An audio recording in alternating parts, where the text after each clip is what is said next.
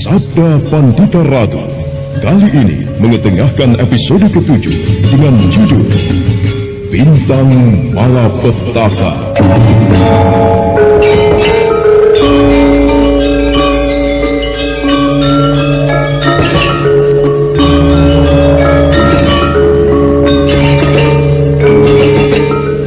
Di seri ke-205 ini dengan para pemain Andi Rishadi sebagai Biku Dewa Hastu, Dedi sebagai Anjan Piani Kayuwangi, Idris Afandi sebagai Yuda Paksa, dan Asdi Suhastra, pengantar cerita.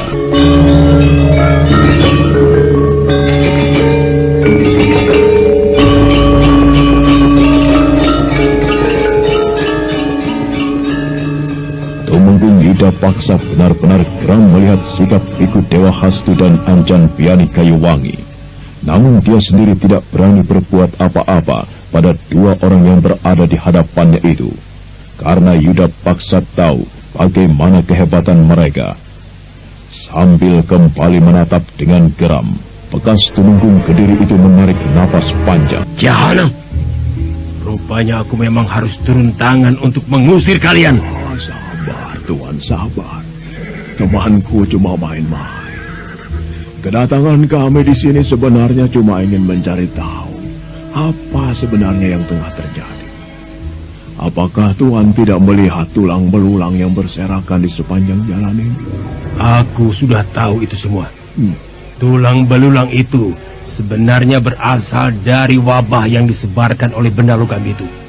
Kalau kalian berniat macam-macam atau mengusik benda itu, maka seperti tulang belulang itulah akibatnya. Aku tidak mengerti apa maksud Tuan. Kelak kau akan mengerti jika tidak meninggalkan tempat ini. Tetapi kalau kalian ingin selamat, sebaiknya segeralah pergi. Oh tidak, kami tidak akan pergi sebelum mengetahui apa sebenarnya yang terjadi. Kakang, lebih baik kita pergi dari sini. Kita harus mencari tahu sendiri. Rasanya kita tidak perlu bicara banyak dengan Tuan Yuda Paksa. Iya, kukira itu lebih baik. Karena aku juga sudah terlalu jenuh berbicara dengan kalian. Ya, baiklah.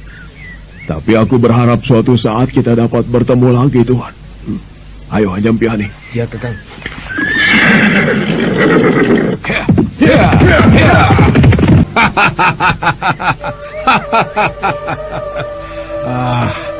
Dasar manusia-manusia bodoh. Rupanya mereka tidak menyadari kalau bahaya sedang mengancam. Silahkan kalian carilah keterangan yang jelas. Nanti kalian akan tahu bagaimana menghadapi ancaman maut itu.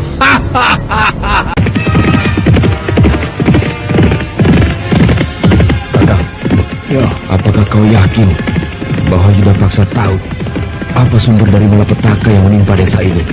Aku rasa tidak tahu, Adi.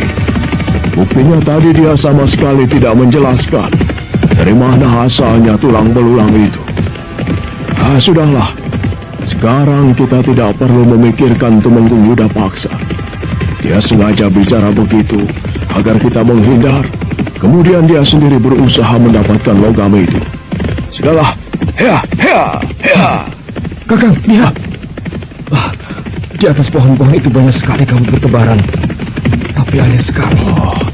Kenapa kabut-kabut itu berwarna kuning kemerah-merahan, Kakang? Iya. Kita berhenti dulu, Anjan Piani.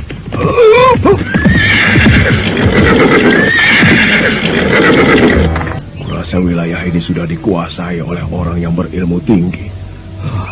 Apa maksud Kakang? Bahwa kabut-kabut itu adalah ciptaan seseorang? Ya, yang sengaja untuk menakut-nakuti siapa saja yang akan datang kemari. Iya, kukira begitu, Adi. Lihat. Kabut-kabut itu mulai bergerak. Sepertinya dia akan menuju kemari, Adi. Iya, Kakang. Sebaiknya kita menjauh saja. Aku khawatir kabut-kabut itu mengandung racun yang ganas, Kakang. Kabut-kabut itu mendekati kudaku. Kakang, cepatlah menghindar. Ayo naik ke atas kudaku, Kakang. Nanti dulu. Aku mau tahu apa yang akan dilakukan kabut-kabut itu. Biku Dewa Hastu hanya menggeser sedikit tempat berpijaknya. Anjan Piani Kayuwangi kelihatan mulai tegang ketika melihat kabut-kabut itu mengelilingi kuda temannya. Keduanya sekarang bukan main terkejutnya ketika melihat kabut-kabut itu seperti mencengkeram kuda Biku Dewa Hastu. Setelah beberapa saat tenggelam dalam kabut-kabut yang mengerikan, tiba-tiba saja kuda itu tewas, dan yang nampak sekarang tinggal tulang-tulangnya saja. Gila, hanya dalam sekejap kuda itu tinggal tulang belulangnya saja, Kakang. Iya, sekarang baru kita tahu jawabannya. Ternyata bencana yang menimpa desa ini adalah akibat dari kabut-kabut itu. Kakang, lebih baik kita tinggalkan tempat ini sebelum kabut-kabut itu memangsa kita. Aku rasa benda itu tidak mudah kita musnahkan begitu saja, Kakang. Iya. Ayo, kita memang harus menghindar dari sini. Yuk. Kalau kita mengambil jalan tadi, berarti kita akan bertemu dengan Yuda Paksa lagi, Kakang. Ya, apa boleh buat. Kukira tak ada salahnya. Siapa tahu dia pun sedang mengalami nasib seperti yang sedang kita alami sekarang. Ayo, cepat sebelum kabut-kabut itu memangsa kita. Ayo.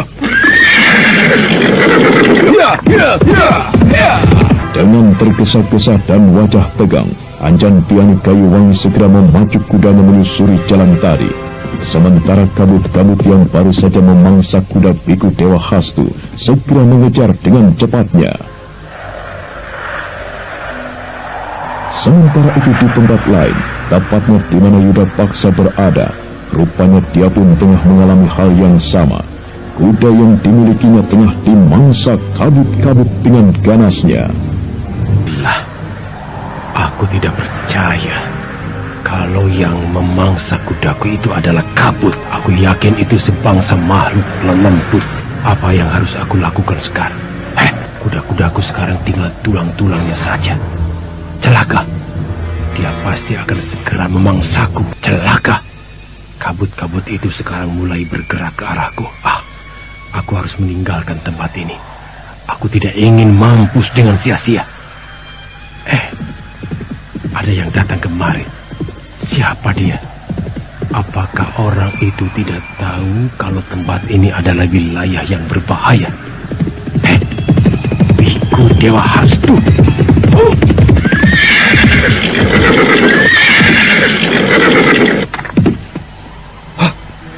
Kakang, rupanya di sini pun ada kabut-kabut seperti itu. Rupanya kita sekarang benar-benar telah dikepung oleh makhluk ganas itu.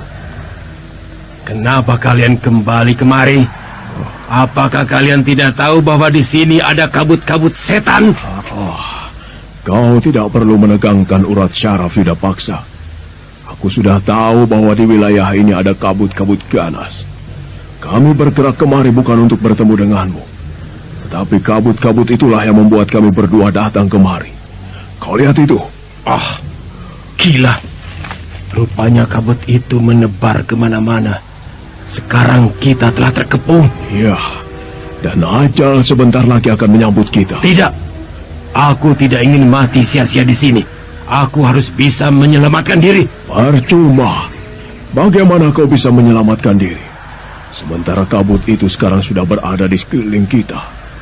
Serahkan saja segalanya pada Hyang Maha Agung. Bodoh kau, Dewa Hastu. Kenapa tidak kita gunakan saja ajian andalan kita masing-masing? Kakang, apakah mungkin ajian kita bisa mengusir kabut-kabut jahat itu, Kakang? Kita harus mencoba. Daripada hanya diam menunggu ajal, Lihat Kakang Dewa Hastu. Kudaku dimangsa kabut-kabut itu, Kakang. Rupanya kabut-kabut setan itu sengaja dibuat demikian. Sepertinya dia dikendalikan oleh seseorang. Rasanya tidak mungkin kalau benda berasap itu dapat memangsa makhluk yang bernyawa hanya dalam sekejap. Sudahlah, jangan banyak bicara lagi. Jiwa kita sekarang sedang terancam. Awas!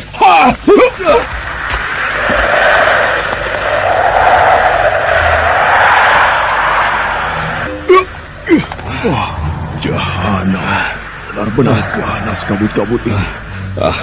Kakang, sekarang kita dikepung dalam jarak yang dekat. Apa yang harus kita lakukan? Kukira tak ada jalan lain, adik, selain mengikuti usul Yuda Paksa. Sebaiknya sekarang kita siapkan ajian kita masing-masing.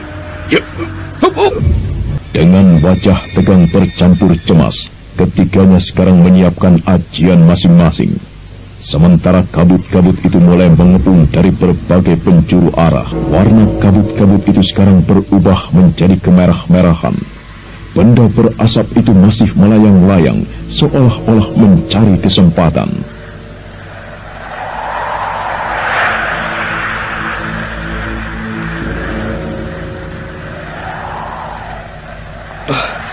Kakang, aku sudah menyiapkan ajianku. Bagaimana dengan kau, Kakang? Aku pun sudah menyiapkannya, Adi. Ayo, bersiap-siaplah. Yuda Paksa, awas kabut itu menyerangmu! Ya! Ledakan keras terjadi. Kabut-kabut itu dalam sekejap berhamburan dihantam oleh Tumenggung Yuda Paksa. Namun sungguh di luar dugaan, sekalipun tangannya telah dilambari ajian yang sangat ampuh, rupanya kabut-kabut itu tidak mengalami apa-apa. Bahkan sekarang telah berkumpul lagi dan siap menyerang. Gila, kabut apa ini sebenarnya? Padahal aku sudah melambari tanganku dengan ajianku yang paling ampuh. Kakang, ternyata benar dugaanku. Apa yang kita lakukan hanya sia-sia belaka, Kakang.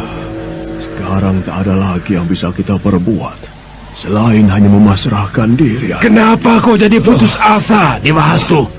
Bukankah kau mempunyai ajian cukup banyak? Cobalah kau lawan benda berasap jahanam itu. Barangkali saja salah satu dari ajianmu dapat melenyapkannya. Tidak, aku tidak yakin kabut itu bisa musnah oleh ajianku. Pukulanmu sendiri tak ada artinya, Yuda Paksa. Sial. Hah. Kenapa tiba-tiba kalian jadi pengecut? Mana kehebatan kalian selama ini? Hanya melawan makhluk tidak bernyawa saja kalian sudah putus asa. Kau tidak perlu mencaci maki kami, Yuda Paksa. Bukankah kau sendiri sekarang sedang ketakutan? Kalau kau merasa mampu untuk melawan kabut-kabut itu, lawanlah. Aku dan Anjam Piani rasanya tidak mungkin bisa melawannya. Biarlah aku pasrahkan semuanya pada Hyang Maha Agung. Kalau memang kami harus mati hari ini, kami akan rela. Bukankah demikian, Adi? Ya, kukira begitu. Karena melawan pun percuma. Hasilnya hanya akan sia-sia belaka. Ke barat. Majulah kau kabut-kabut ke barat. Biar ku musnahkan kau semua. Ya!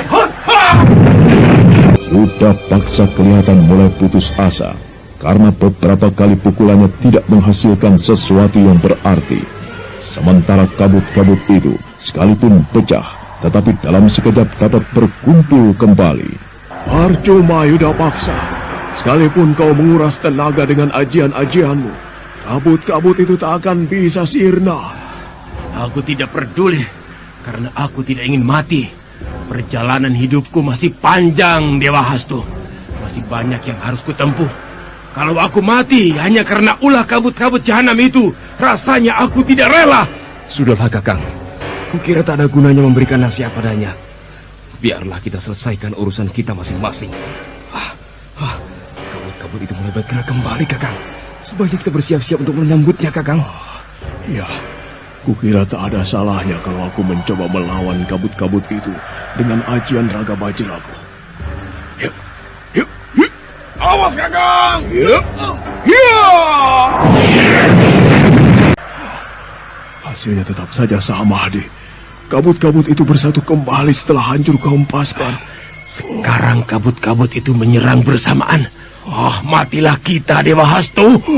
Memang benar apa yang dilihat oleh Tumenggung Yuda Paksa. Kabut-kabut yang bergerombol sekarang menyerang bersamaan. Benda berasap itu seolah-olah tidak menerima dengan apa yang dilakukan oleh 3 orang itu. Sekalipun Biku Dewa Hastu sudah memasrahkan diri pada nasibnya, namun dia tak urung mencoba juga melawan kabut-kabut itu dengan ajiannya. Melihat hal itu, Anjam Piani Kayuwangi dan Yuda Paksa menatap tegap. Hasilnya tetap saja sama. Kabut-kabut itu bersatu kembali setelah hancur kehempaskan. Dewa Hastu, kabut-kabut itu sekarang menyerang bersamaan. Matilah kita. Apa yang harus kami lakukan sekarang? Tiganya sekarang terpojok pada keadaan yang menegangkan.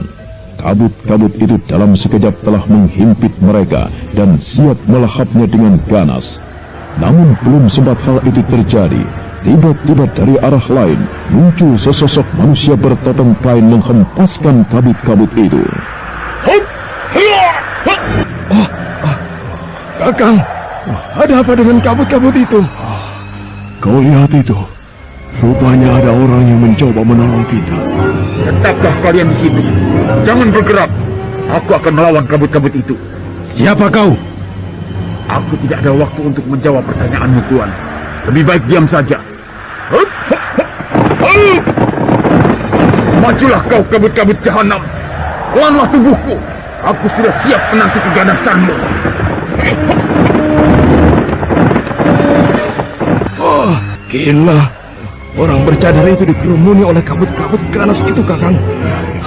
Rasanya tidak mungkin kalau dia bisa selamat, Kakang. Lihat saja, adik. Barangkali saja orang itu berilmu tinggi. Aku tidak percaya kalau dia mampu melawan kabut-kabut itu. Sementara tubuhnya sekarang sudah tenggelam di telan asap jahanam itu. Ini kesempatan untuk kita, Dewa Hastu. Ayo, kita tinggalkan tempat ini. Tidak, aku tidak akan meninggalkan tempat ini sebelum melihat bagaimana hasilnya. Apakah orang itu selamat atau tidak? Dasar manusia bodoh. Tidak bisa menggunakan kesempatan. Kalau memang menurutmu ini kesempatan, silahkan. Tinggalkan saja tempat ini. Aku toh tidak pernah melarangmu. Keparat. Orang itu kelihatannya masih berusaha. Ya, menahan rekaman kabut-kabut itu, Kakang. Apakah tidak sebaiknya kita menolong dia, Kakang? Oh, jangan. Bukankah tadi dia mengatakan bahwa kita jangan bergerak? Sebaiknya kita lihat saja apa yang akan terjadi nanti. Suasana nampak semakin tegang. Orang bercadar itu masih terus bergumul dengan kabut-kabut. Setelah beberapa saat kejadian itu berlangsung, tiba-tiba terdengarlah teriakan melengking keras.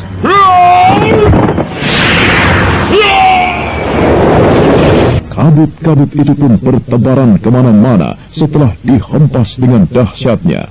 Dan keanehan lain, benda berasap itu terbakar bagaikan selembar kertas.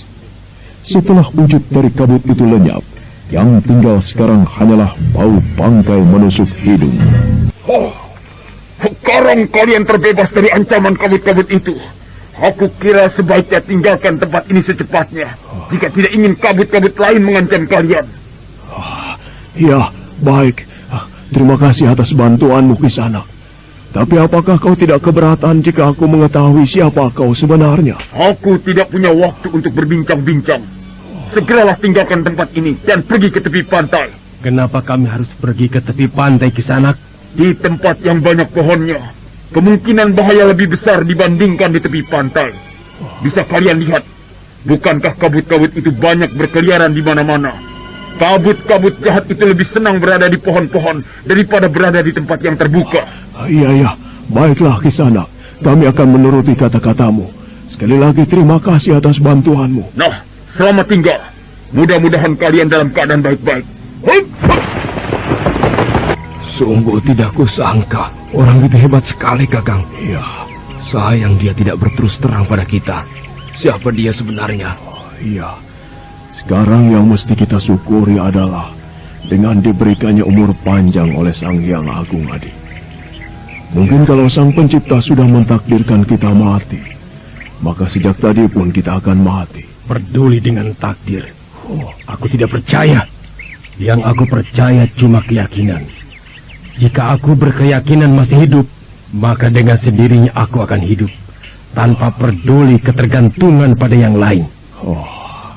Keyakinanmu tidak selamanya membuahkan kebenaran, Yudapaksa.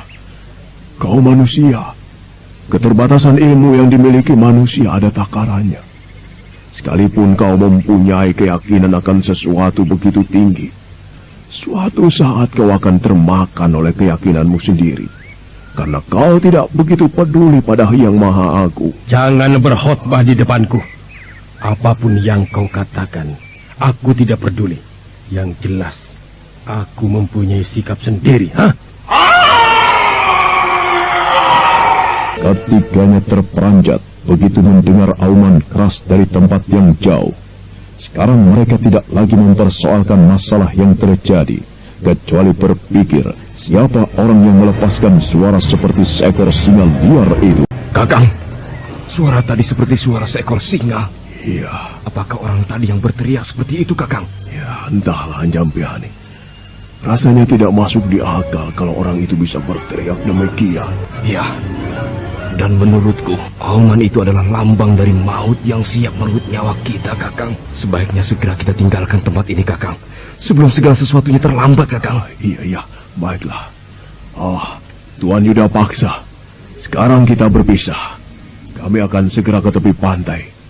Jika Tuan ingin ikut kami, silahkan. Jika tidak pun itu terserah Tuan. Pergilah.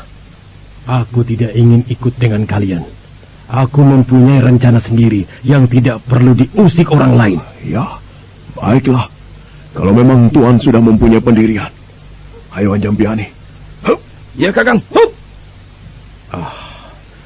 Suara auman tadi mengingatkan aku pada seseorang.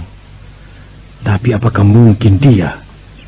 Rasanya aku tidak percaya kalau orang bercadar itu adalah orang yang pernah kutemui di padang karautan. Tidak kusangka kesaktian orang tadi membuatku kagum dan bertanya-tanya. Seandainya saja aku tahu siapa dia sebenarnya, mungkin aku bisa mengambil pengalaman dari apa yang dimilikinya. Sebaiknya segera kutinggalkan tempat ini sebelum kabut-kabut setan yang lainnya datang kemari. Hop!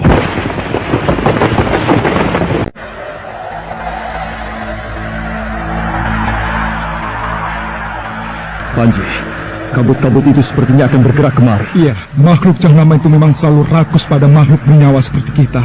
Sebaiknya kalian berhati-hati. Kami kau suruh berhati-hati sementara kau sendiri seolah-olah menantang kabut-kabut itu. Apa maksudmu? Aku masih menyimpan dendam Kameswara. Kabut-kabut jahanam itu akan kuhajar, akan kumusnahkan dengan kepandaianku. Apakah kau mempunyai kehebatan tinggi sehingga berani melawan benda berasap itu? Aku tidak peduli apakah aku mempunyai kehebatan atau tidak. Yang jelas, dendamku tidak bisa dimusnahkan begitu saja. Sekalipun nyawaku taruhannya jika memang aku harus mati. Aku tidak akan menyesal. Yang penting aku bisa melampiaskan dendam ini. Kau tidak boleh bersikap gegabah, Panji. Jangan korbankan dirimu hanya karena dendam yang buta. Untuk apa kau melampiaskan dendam? Sementara kau tahu bahwa kau tidak mempunyai kemampuan yang tinggi. Apakah kau tidak iba dengan kematian istri dan anakmu?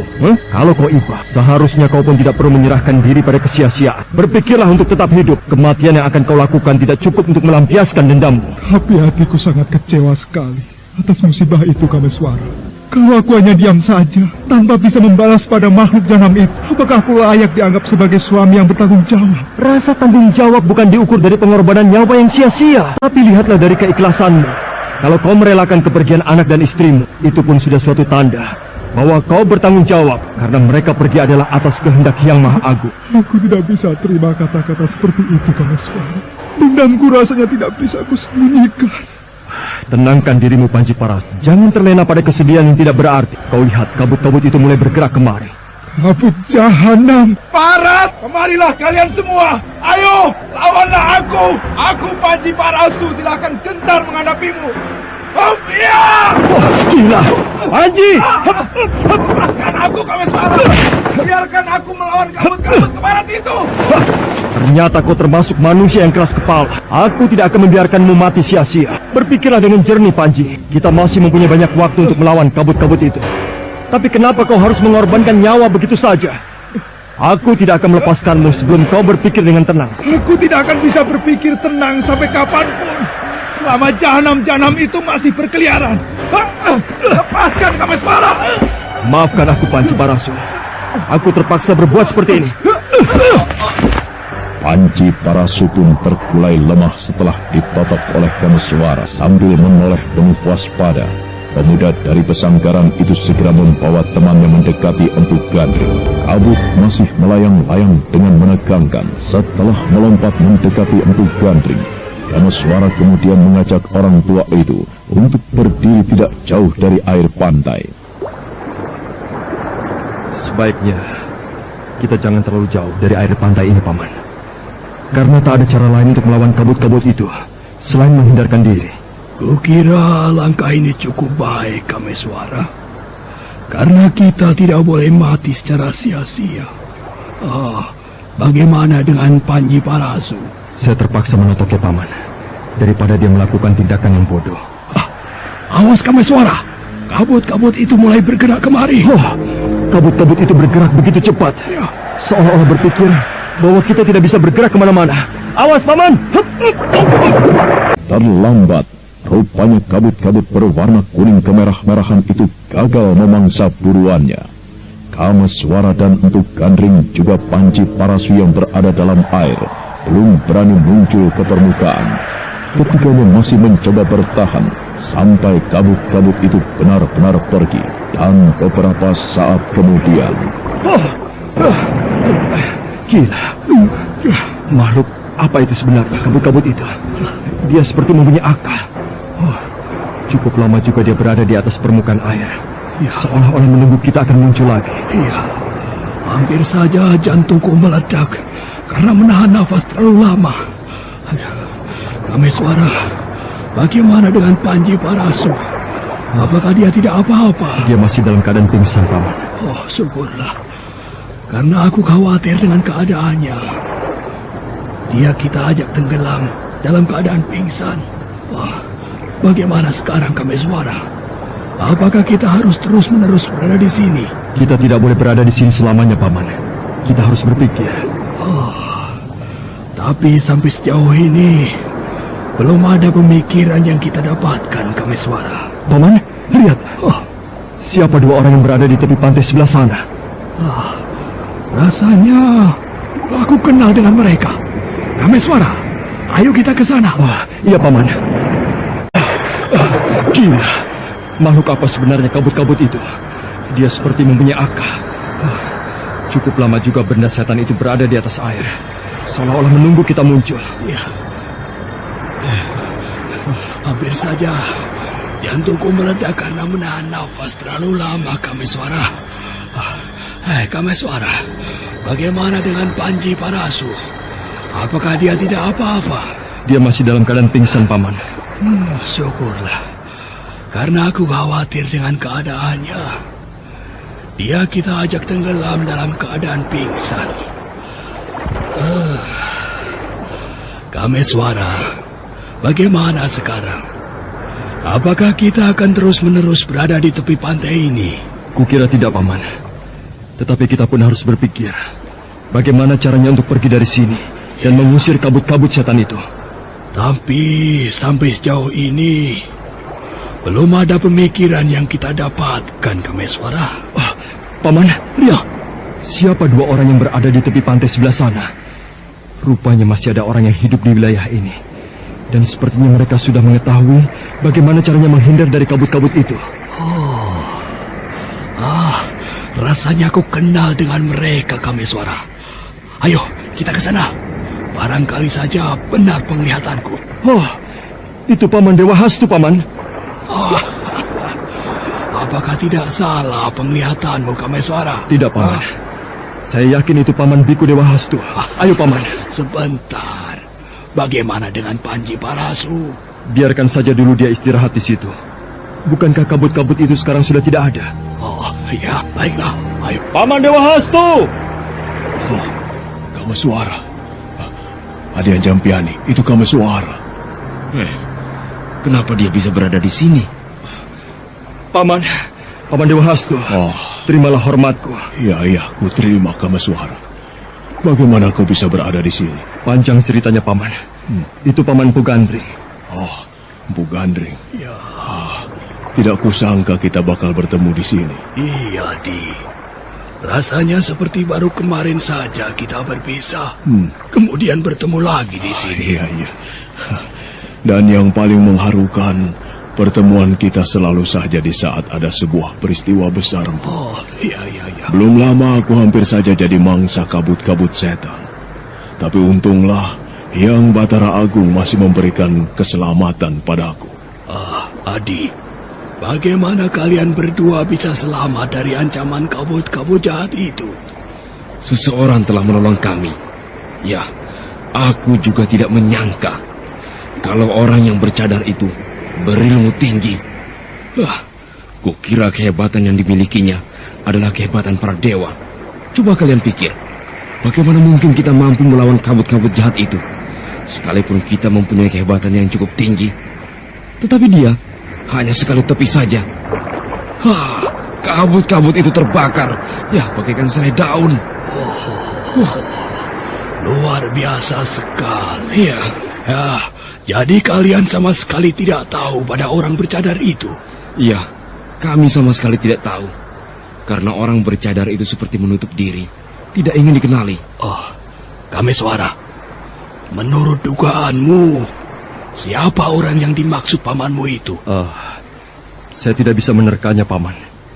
Karena wilayah ini telah didatangi oleh tokoh-tokoh sakti dari berbagai penjuru. Tapi saya rasa kita pasti mengenal orang itu. Ya. Adi Dewa Hastu. Ya, Bu. Apakah kau hanya berdua saja datang ke wilayah ini? Ya, kami memang berdua. Tapi tadi sempat bertemu dengan Tumenggung Yuda Paksa. Tumenggung Yuda Paksa? Iya. Jadi orang itu pun ada di wilayah ini, Paman? Iya, tapi dia memisahkan diri, Kameswara. Sepertinya dia pun mengincar benda logam yang berada di puncak bukit itu. Aku rasa sebentar lagi wilayah ini akan menjadi ajang pertempuran, seperti di Kambang Ayu. Apakah kau pun berniat untuk mendapatkan benda itu, Kameswara? Tidak, Paman. Tujuan saya sebenarnya ingin kembali ke Pesanggaran untuk melihat keadaan di sana. Iya. Tetapi begitu saya melewati beberapa buah desa, tiba-tiba saya terkejut dengan keadaan yang terjadi di sana. Ya, akhirnya setelah saya mempertimbangkan perjalanan saya memutuskan untuk menunda dulu perjalanan ke Pesanggaran. Apakah kau berniat menyelesaikan masalah yang terjadi di wilayah ini? Benar, Paman. Dan itu pun kalau saya mampu. Iya. Kameswara, persoalan yang terjadi di wilayah ini memang cukup berat dan rumit dibanding persoalan yang ada di Kambang Ayu. Kalau saja orang yang menolongku muncul lagi, kukira masalah yang terjadi di wilayah ini akan mudah diselesaikan. Saya masih penasaran dengan orang itu, Paman. Kalau saya boleh tahu apa ciri-ciri dari orang itu? Seorang laki-laki bertubuh kekar. Dan yang paling mengherankan, ketika dia pergi, dari kejauhan terdengar auman dahsyat. Auman itu membayangkan aku pada seekor singa. Dan juga pada seorang laki-laki yang berada di padang karahutan. Iya, benar, Paman. Orang itu adalah Ken Arok. Ken Arok? Apakah kau tidak salah terka, Kameswara? Tidak. Saya yakin dia Ken Arok. Karena dia pun pernah bicara pada saya bahwa dia akan datang ke wilayah ini. Iya. Semula juga aku mempunyai dugaan demikian, Kameswara. Bahwa pemuda itu adalah Ken Arok. Kalau memang benar apa yang kau katakan, berarti kita tidak perlu terlalu cemas. Kukira masalah ini akan bisa kita tanggulangi. Di samping itu, kehadiran Ken Arok akan membuat para tokoh jahat tidak bisa berbuat apa-apa. Iya. Oh ya, Kameswara. Siapa laki-laki yang tergeletak di sana itu? Apakah dia kawan? Kami baru saja mengenal dia, Paman. Menurut pengakuannya, dia masih warga desa di sekitar wilayah ini. Iya. Saya sangat kasihan sekali padanya. Anak dan istrinya jadi korban keganasan kabut-kabut jahat itu. Lalu kenapa dia sendiri masih hidup? Dia menyelamatkan diri dengan menyelam dalam air. Iya. Secara tidak sadar Panji Parasu telah mengambil tindakan yang benar. Jadi kabut-kabut itu tidak berani terhadap air. Begitulah menurut pengakuannya, Paman. Dan kami pun sudah membuktikannya.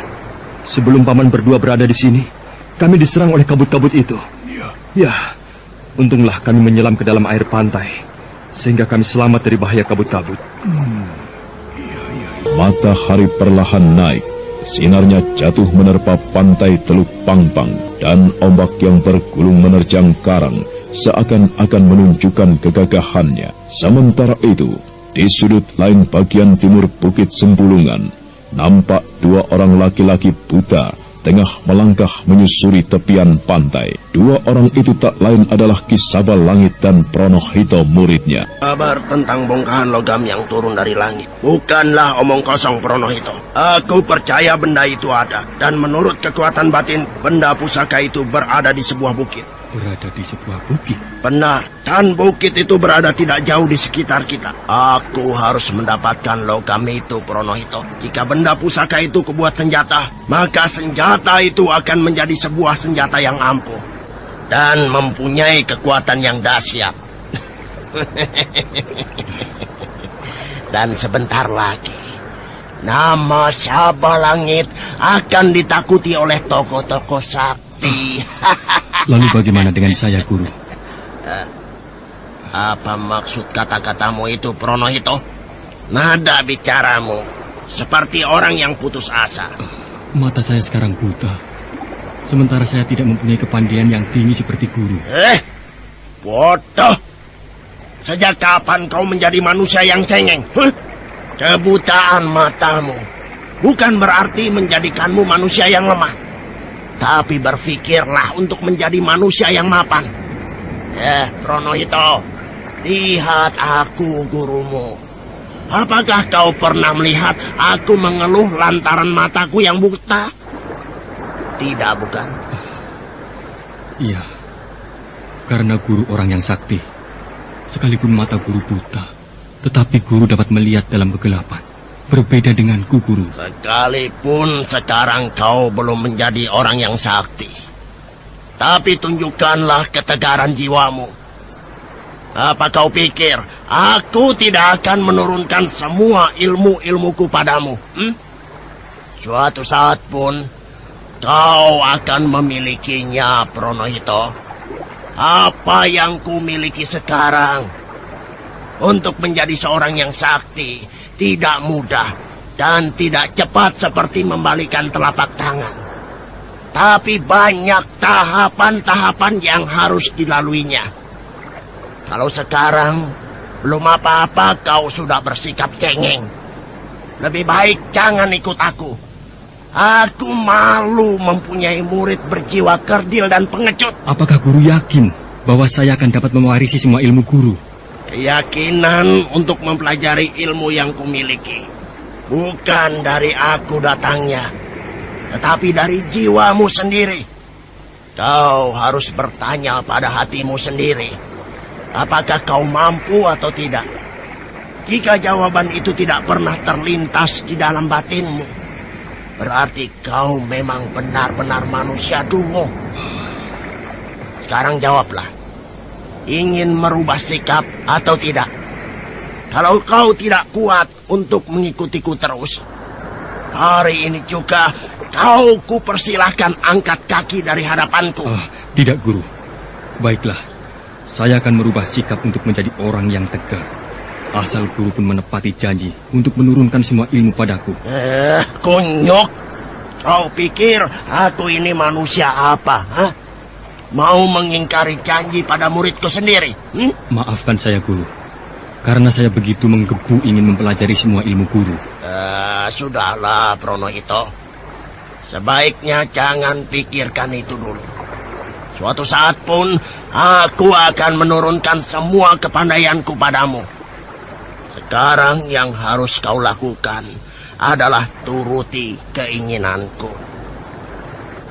Pronohito, batinku mengatakan kita harus segera mendaki bukit yang berada di sebelah timur kita. Sekarang pusatkanlah kekuatan batin. Nanti kau akan merasakan ada sebuah getaran hebat di sekujur tubuhmu. Kalau itu sudah kau rasakan, berarti tahapan batinmu mulai kuat. Nah, lakukanlah, Pronohito. Baik, Guru. Hop, hop. Sambil menyatukan kedua tangannya ke dada, Pronohito mulai memusatkan kekuatan batinnya. Begitu juga dengan Ki Sabah Langit. Rupanya kedua tokoh buta itu tengah melacak logam yang jatuh di puncak Bukit Sembulungan. Benda itu ternyata benar-benar ada. Aku merasakan kekuatan yang hebat dari atas puncak itu. Tapi firasat lain mengatakan ada bahaya di balik benda pusaka itu. Kalau begitu, aku harus mengambil arah lain agar bahaya yang mengancamku tidak dapat menahan langkahku untuk mencapai puncak itu. Bagaimana, Pronohito? Apakah kau dapat merasakan getaran seperti yang kukatakan tadi? Tidak, Guru. Aku sama sekali tidak merasakan apa-apa. Bodoh kau, Pronohito. Rupanya kau harus memperbanyak latihan samadhi agar kekuatan batinmu dapat kau kendalikan. Ya, sudahlah, Pronohito. Sekarang kita akan mendaki puncak bukit itu. Tapi mau tidak mau, kita harus kembali melangkah pada arah yang tadi. Oh, kenapa kita harus kembali, Guru? Bukankah menurut Guru, bukit itu tidak jauh lagi dari tempat kita berdiri? Kalau kita langsung menyusuri arah ini, maka bahaya akan mengancam. Tapi kalau mengambil arah yang tadi, keselamatan kita sedikitnya akan terjamin. Sudahlah, Pronohito, kau tidak perlu bertanya-tanya lagi. Ayo kita jalan. Baik, Guru. Kembali dua tokoh buta itu melangkah. Namun kali ini mereka mengambil jalan semula. Matahari perlahan bergeser ke arah barat. Cahayanya mulai redup di sapu awan kelabu. Ki Sabalangit dan Pronohito mulai menaiki punggung bukit. Sementara kabut-kabut menyeramkan itu perlahan-lahan sirna di tepi suramnya senja. Guru, saya tidak kuat lagi untuk melangkah, Guru. Kaki saya rasanya terasa nyeri, Guru. Jangan mengeluh, Pronohito. Kau tidak boleh berhenti melangkah sebelum mencapai puncak bukit itu. Perjalanan seperti ini belum seberapa. Ayo, kalau kau berhenti, maka nasib buruk akan menimpamu. Aku tidak akan sungkan-sungkan untuk menendangmu ke bawah. Aduh, aku benar-benar lelah, Guru. Sekujur tubuhku terasa ngilu. Bagaimana mungkin saya bisa melanjutkan perjalanan sementara tubuh saya lemah sekali, Guru? Aku tidak peduli dengan keluhanmu. Ayo jalan, cepat kataku, jalan. Hampir saja Pronohito tersungkur ke bawah. Tetapi untunglah dia segera menggapai sebuah pohon kecil. Dengan tenaga yang masih tersisa, murid tunggal Ki Sabalangit itu berusaha untuk bangkit. Tangannya nampak mulai gemetar, begitu juga dengan kedua kakinya. Ki Sabalangit dan Pronohito mulai menaiki punggung bukit. Setelah beberapa saat melangkah dengan susah payah, Pronohito, murid tunggal tokoh tua yang sakti itu, nampak mulai tidak kuat lagi untuk melangkah. Sementara keringat terus bercucuran membasahi tubuhnya yang letih. Guru, saya tidak kuat lagi untuk melangkah, Guru. Kaki saya rasanya nyeri sekali. Jangan mengeluh.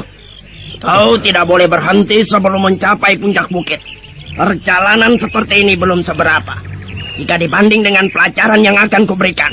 Iya. Ayo jalan. Kalau kau masih tidak kuat dan tetap ingin berhenti, maka nasib buruk akan menimpamu. Aku tidak akan sungkan-sungkan untuk menendangmu ke bawah. Aduh, aku benar-benar lelah. Sekujur tubuhku terasa ngilu sekali. Guru, bagaimana saya bisa melanjutkan perjalanan sementara tubuh saya lemah sekali, Guru? Aku tidak peduli. Ayo cepat jalan. Cepat kataku, atau kau kutendang. Dengan begitu aku tidak akan mendengar keluhanmu lagi. Jangan, Guru. Baiklah. Saya akan berusaha untuk mencapai puncak bukit, Guru.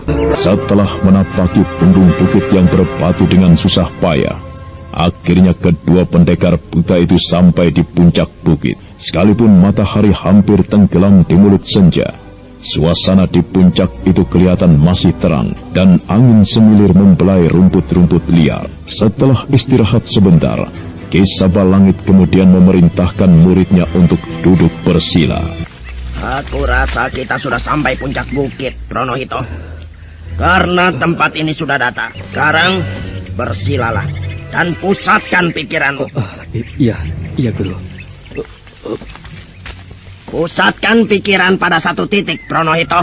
Latih kekuatan batinmu untuk menangkap sesuatu yang berada di sekitar tempat ini. Kita harus merasakan kekuatan apa yang terkandung pada benda itu. Nah, mulailah. Iya, Guru. Aku merasakan getaran yang hebat di tempat ini. Aku rasa kekuatan benda itulah sumber getaran yang kurasakan sekarang. Pronohito.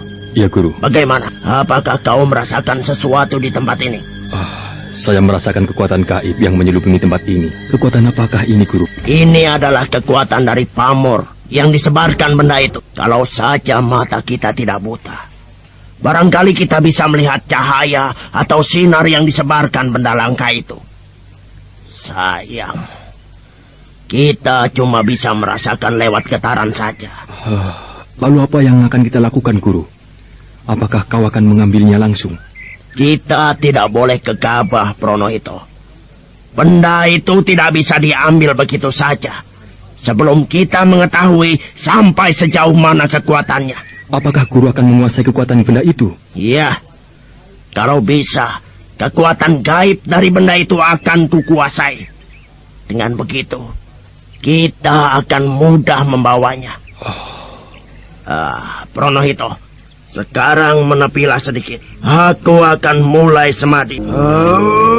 Sambil menyatukan kedua telapak tangannya ke dada, Ki Sabalangit memusatkan kekuatan batinnya. Bibirnya bergetar, pertanda dia mulai menerapkan mantranya. Tapi baru saja beberapa saat memusatkan pikirannya, tiba-tiba dari arah lain terdengar teguran keras menyapanya. Kenaro? Iya, aku singa liar dari padang karautan. Mudah-mudahan kau tidak melupakan aku. Keparat, mau apa kau berada di tempat ini? Apakah kau pun ingin memiliki benda itu? Benda logam ini adalah milikku, Ki Sabalangit. Kau tidak berhak mengambilnya dari kekuasaanku. Sejak kapan kau menguasai benda itu? Jangan karena kau seorang perampok, lalu ingin seenaknya menguasai benda itu. Sabalangit, sayang matamu buta. Kalau saja kau bisa melihat, kau akan tahu siapa orang yang berhak menguasai benda pusaka ini. Pamor langka yang disebarkannya adalah sebagian dari kekuatan yang kumiliki. Jahanam, kesombonganmu semakin tidak beralasan untuk menguasai benda itu. Pergilah dari hadapanku, singa liar. Aku tidak ingin kau berada di tempat ini. Rupanya kau sengaja ingin menantangku, Ki Sabalangit. Seharusnya yang pergi adalah kau, karena akulah pemilik dari benda pusaka ini. Sekarang benda itu sudah ada di hadapanku, orang tua. Kunyuk, kau semakin tidak tahu diri, Kenarok. Jangan merasa mempunyai kehebatan setinggi langit. Jika kau tahu benda itu telah dikuasai kabut setan, maka kau akan menyesal. Dan kau akan tahu bagaimana kehebatan kabut-kabut itu. Rupanya kau sudah tahu bahwa logam pusaka ini dikuasai kabut. Meskipun matamu buta. Luar biasa. Ternyata nama Sabalangit benar-benar berisi. Tapi sayang, yang akan mati di atas puncak ini adalah kau. Iya, kaulah yang akan ditelan kabut-kabut setan itu. Rupanya kita sama-sama tahu bahwa benda itu dikuasai kabut. Sebelum kita menghadapi benda berasap itu, aku akan lebih dulu menyingkirkan kau, Kenaro. Nah, bersiap-siaplah kau untuk mati di tanganku. Keluarkanlah. Ayo, keluarkanlah semua ajian yang kau miliki, orang tua. Ken Arok tidak akan menyingkir selangkah pun.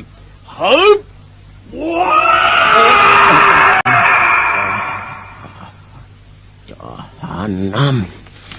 Kekuatan suaranya begitu keras dan membuat bulu kuduku berdiri. Untuk menghadapi Kenaro, aku tidak boleh main-main. Kehebatannya pun hampir melebihi Kameswara. Ayo, Ki Sabalangit. Untuk apa sejak tadi hanya memasang kuda-kuda saja? Seranglah kalau kau memang mampu mengalahkan aku. Jangan banyak mulut kau. Pronohito, menyingkirlah. Iya, Guru. Iya. Apakah Guru akan mampu melawan Ken Arok? Celakalah kalau dia tidak dapat menyingkirkan musuhnya. Apalagi yang aku tahu kehebatan singa liar itu sangat tinggi. Atau sebaiknya aku menyingkir saja dari sini. Tidak. Aku tidak boleh menyingkir apapun yang terjadi. Iya, lebih baik aku pasrah. Toh segalanya sudah terlanjur terjadi.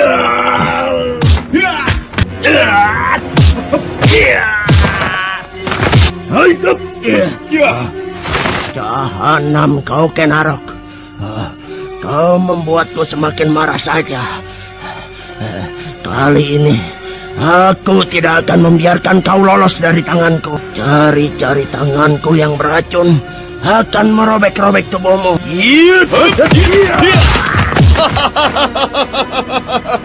Rupanya ajian wajah taksakamu masih saja kau gunakan, Sabalangit. Percuma, jenis apapun ajian yang akan kau keluarkan, Ken Arok tidak akan pernah kalah. Hai! Kesombongan itu memang pantas kau miliki, Ken Arok. Tetapi di tangan Sabalangit, nyawamu akan sirna dengan sia-sia. Sekalipun jari-jari tangan Ki Sabalangit berkelebat dengan dahsyatnya, rupanya Ken Arok bisa membaca dengan cepat setiap gerakan yang dilakukan musuhnya. Sementara itu tak jauh dari kaki bukit bagian selatan, Biku Dewa Hastu, Anjan Piani Kayuwangi dan Empu Gandring, juga Kameswara terkejut mendengar ada teriakan perkelahian di atas bukit Sembulungan. Rupanya para tokoh sakti mulai menjarah puncak bukit Sembulungan, Paman. Puncak bukit itu sekarang mulai dilumuri oleh darah. Kameswara, apakah kau bisa menangkap suara mereka dengan jelas? Bisa, Paman. Nah, lakukanlah. Aku mau tahu siapa mereka. Iya, Paman.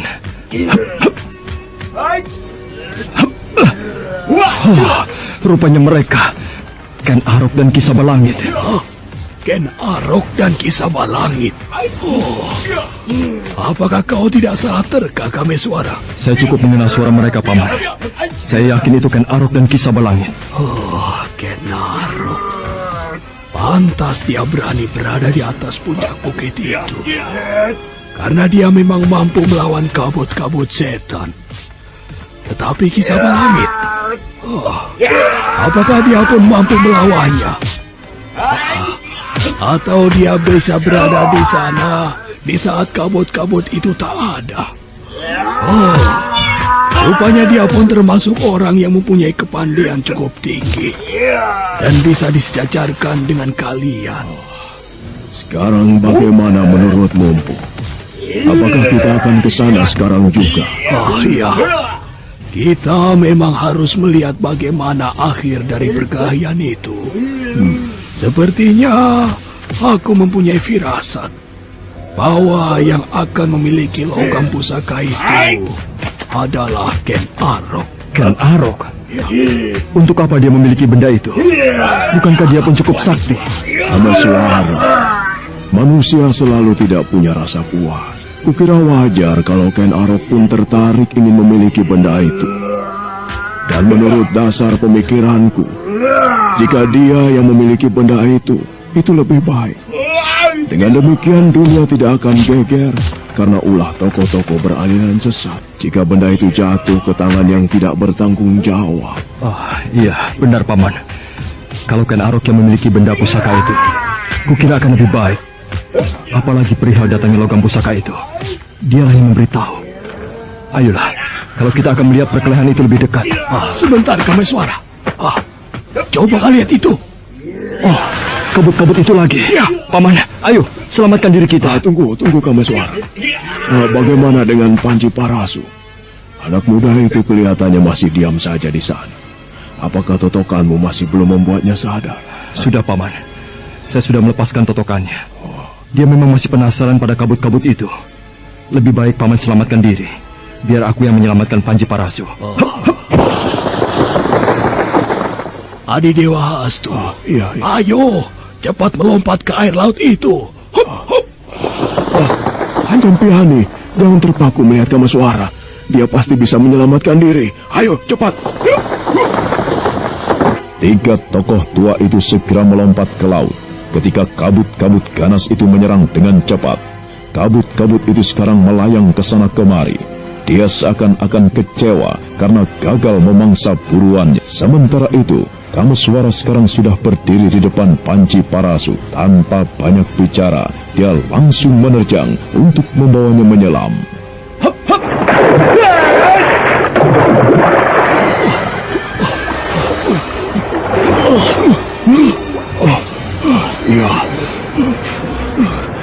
Kabut-kabut keparat itu membuat kita sengsara saja. Iya. Kalau saja kita tahu cara lain untuk menyingkirkan kabut-kabut itu, kita tidak perlu menyelam ke air laut yang asin ini. Kalau begini terus-menerus, rasanya kesal juga. Ya. Bisa-bisa kulit kita jadi asin dan gatal.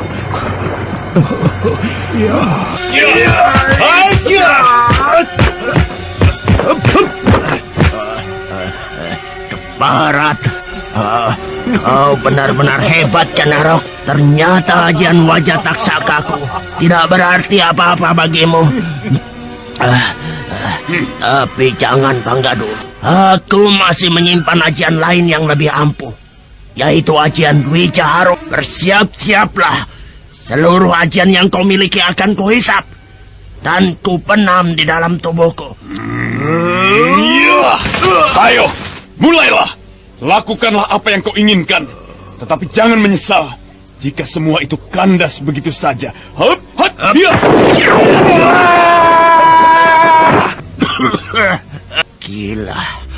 Gila. Benturan tanganku tidak dapat menyedot telapak tangannya. Ajian apa yang dia gunakan sehingga mampu melawan ajian Dwi Jaharum? Aku masih penasaran. Akan kurapal ajian Dwi Jaharumku ke tataran yang lebih tinggi. Kampalu Ki Sabalangit menerjang setelah merapal ajiannya ke tataran yang lebih tinggi. Melihat musuhnya melompat dengan garang, Ken Arok tak tinggal diam. Dia melompat dengan teriakan yang lantang. Nah, apakah Ki Sabalangit mampu mengalahkan Ken Arok? Saudara pendengar, untuk mengetahui jawabannya, silahkan mengikuti kelanjutan kisah ini dalam seri berikutnya. Sampai jumpa.